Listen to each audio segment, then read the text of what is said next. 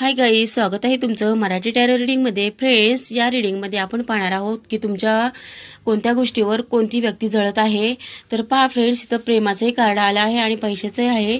तर तुमच्या जीवनामध्ये असे काही लोक असतील की जे तुमच्या प्रेमावर खूप जळत आहे. त्यांना त्यांच्या तरुणपणामध्ये प्रेम मिळालेलं नसल्यामुळे त्यांना तुमचं प्रेम देखवत नाही. कदाचित ही व्यक्ती घरातलीही असू शकते किंवा बाहेरचीही असू शकते.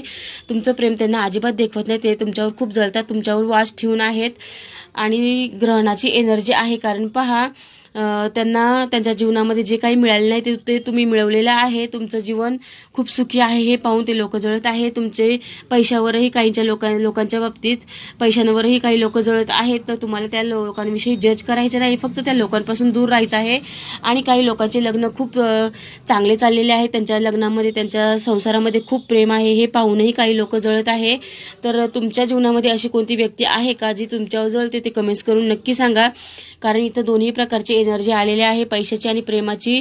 कारण प्रेमामध्ये तुम्ही काही निर्णय घेणार असाल, पैशामध्ये काही निर्णय घेणार असाल तर आजूबाजूच्या लोकांना किंवा घरातल्या लोकांनाही जे जळणारे आहेत त्यांना सांगू नका. कारण तुमच्यावर कोण जळत आहे हे तुम्हाला माहीत असणार आहे 100%. परंतु इथं फक्त कन्फर्मेशन करण्यासाठी ही रीडिंग केलेली आहे. जर तुम्हाला लागू झाली तरच ही रीडिंग घ्यायची आहे, निगेटिव्ह काही वाटून घ्यायचं नाही. धन्यवाद. श्री स्वामी समर्थ.